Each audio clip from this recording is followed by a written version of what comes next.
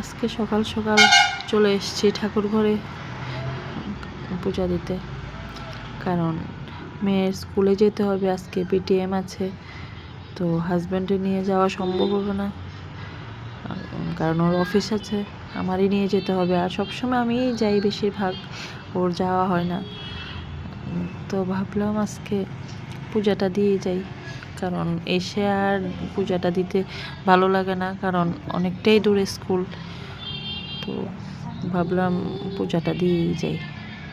তো সকাল সকাল উঠে আমি সব কাজটা সেরে ঠাকুর ঘরে এসেছি। পূজাটা দিয়ে তারপর রান্নাও সারতে হবে, কারণ আবার হাজব্যান্ডের অফিস আছে, আবার আমার 8টার মধ্যে বেরোতে হবে।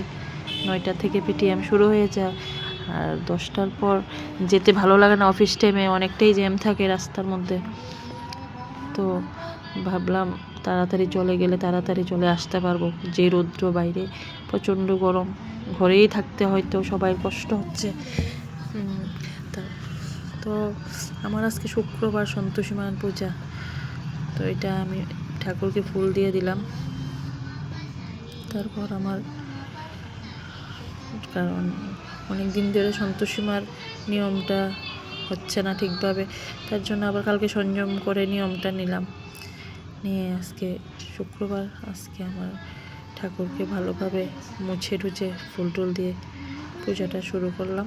তো তোমরা পাশে থাকো, দেখো পূজা দিচ্ছি আমি।